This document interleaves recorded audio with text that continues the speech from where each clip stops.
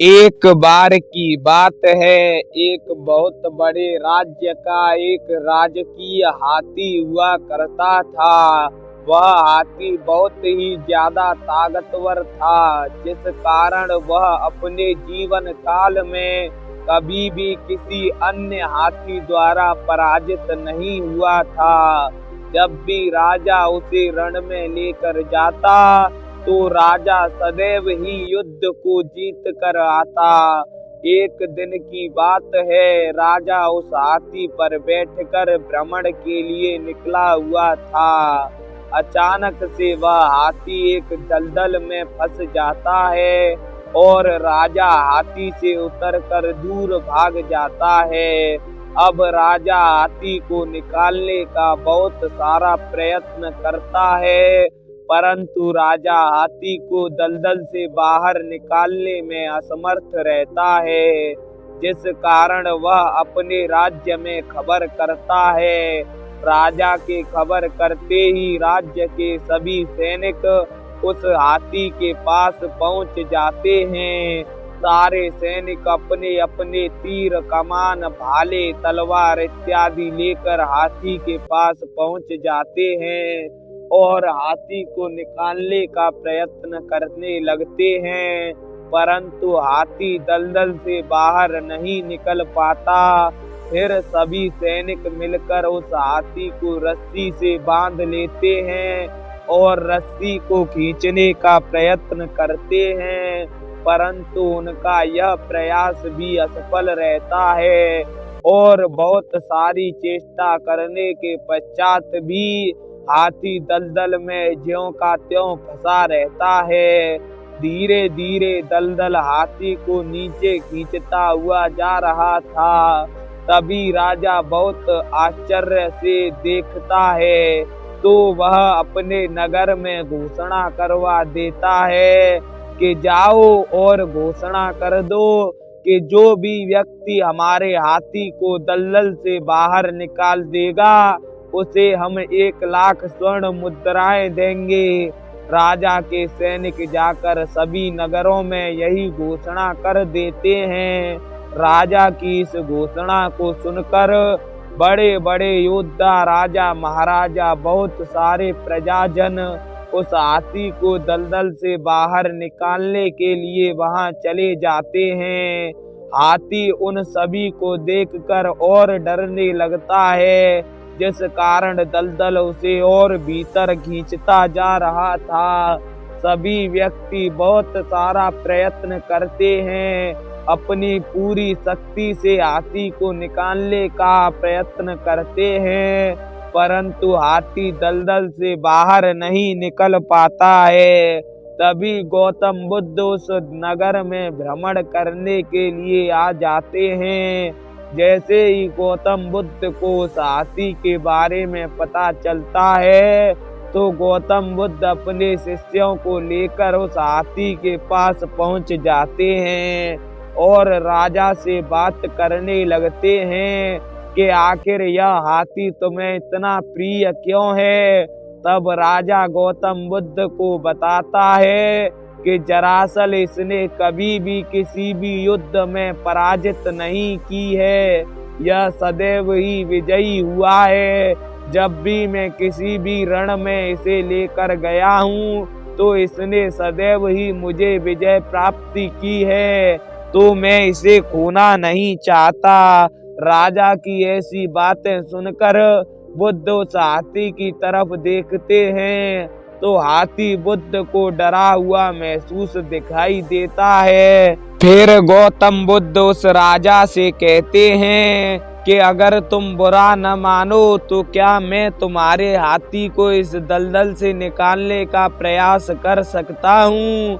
महात्मा बुद्ध की ऐसी बातें सुनकर सारे लोग महात्मा बुद्ध पर हंसने लगते हैं और कहने लगते हैं, हम सभी व्यक्तियों ने इतना सारा प्रयत्न कर लिया, फिर भी यह हाथी दलदल से नहीं निकला और तुम भला एक साधु ठहरे, तुम कैसे इस हाथी को दलदल से बाहर निकाल सकते हो। उन सभी लोगों की गिलानी सुनकर महात्मा बुद्ध मुस्कुराते हैं और हाथी की तरफ बढ़ने लगते हैं। जैसे ही महात्मा बुद्ध हाथी की तरफ बढ़ते हैं, वह हाथी और ज्यादा डरने लगता है। परंतु जब गौतम बुद्ध हाथी के पास पहुंच जाते हैं, तो वे अपने एक हाथ को हाथी के सर पर रख देते हैं, जिस कारण हाथी को अति शांति प्राप्त होती है और उसे पता चल जाता है कि यह व्यक्ति मुझे मारने के लिए नहीं आ रहा, यह तो मुझे बचाना चाहता है। तब गौतम बुद्ध सभी लोगों से कहते हैं कि दरअसल तुम लोग इसे निकाल नहीं रहे थे, बल्कि इसे और ज्यादा डरा रहे थे, जिस कारण यह अपने डर से अंदर की तरफ धंसता जा रहा था और यह बाहर निकलने का प्रयत्न ही नहीं कर रहा था। परंतु जब मैंने इसे आश्वासन दिया कि हम लोग तुझे कोई भी क्षति नहीं पहुंचाएंगे, तब इस हाथी को पता चला कि यह लोग तो मेरी मदद करने आए हैं। अब तुम लोग प्रयास करो, अब शायद यह हाथी दलदल से बाहर निकल जाएगा। अब सभी लोग प्रयत्न करने लगते हैं, परंतु बहुत समय बीत जाता है, फिर भी हाथी दलदल में फंसा रहता है और वह दलदल से बाहर नहीं निकल पाता। तब गौतम बुद्ध उस राजा से कहते हैं कि तुम ऐसा करो, युद्ध के ढोल नगाड़े यहाँ पर रख दो और उन्हें बजाने का आदेश दो। फिर से सारे लोग महात्मा बुद्ध की ऐसी बातों पर हंसने लगते हैं और कहने लगते हैं कि भला ढोल नगाड़ों से इस हाथी का क्या संबंध, क्या ढोल नगाड़े बजाने से यह हाथी दलदल से बाहर आ जाएगा। और सभी लोग बुद्ध का मजाक बनाने लगते हैं, परंतु राजा महात्मा बुद्ध को बहुत मानता था, उनका सम्मान किया करता था, जिस कारण वह अपने सैनिकों को आदेश देता है। राजा के आदेश को पाकर सभी सैनिक ढोल नगाड़े उस हाथी के चारों तरफ रख देते हैं और जैसे ही वे लोग ढोल नगाड़े बजाने लगते हैं और हाथी के कानों में युद्ध के ढोल नगाड़ों की आवाज पड़ती है, तो हाथी में एक अलग सा साहस उत्पन्न हो जाता है और उसमें स्वतः ही एक ताकत आ जाती है और वह अपनी ताकत के कारण उस दलदल में अपने हाथ पैर चलाने लगता है। थोड़ी देर ऐसा लगातार करने पर वह हाथी अचानक ही दलदल के ऊपर आ जाता है और दलदल से बाहर निकल आता है। जैसे ही वह हाथी दलदल से बाहर आता है, तो वह महात्मा बुद्ध को बैठकर प्रणाम करता है और अपनी सूंड को महात्मा बुद्ध के चरणों में रख देता है। तब गौतम बुद्ध कहते हैं कि हमें सभी जीव जंतुओं से प्रेम करना चाहिए।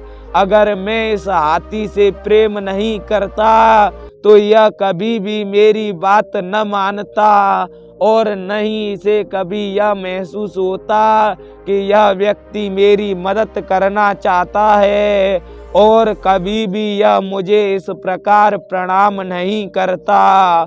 महात्मा बुद्ध उस नगर से जाने लगते हैं, तो वह राजा कहता है कि हे बुद्ध, तुम ऐसे नहीं जा सकते। मैंने इस हाथी को निकालने के लिए 1 लाख स्वर्ण मुद्राओं का इनाम रखा था। क्या तुम्हें वह इनाम नहीं चाहिए? अगर तुम चाहो तो 1 लाख स्वर्ण मुद्राएं मुझसे ले जा सकते हो। तब गौतम बुद्ध कहते हैं कि भला मैं 1 लाख स्वर्ण मुद्राओं का क्या करूँगा? साधु को स्वर्ण मुद्राओं से क्या काम? मुझे तो अपना ध्यान करना और भोजन की प्राप्ति होने में ही मैं संतुष्ट रहता हूँ और मुझे ज़्यादा कुछ नहीं चाहिए। ऐसा कहकर गौतम बुद्ध अपने शिष्यों के साथ उस नगर से प्रस्थान कर जाते हैं। अगर आपको हमारी कहानी से कोई भी सीख मिली हो तो कमेंट करके ज़रूर बताएं। वीडियो को लाइक करें, चैनल को सब्सक्राइब करें। मिलते हैं जल्द ही एक और नई कहानी के साथ।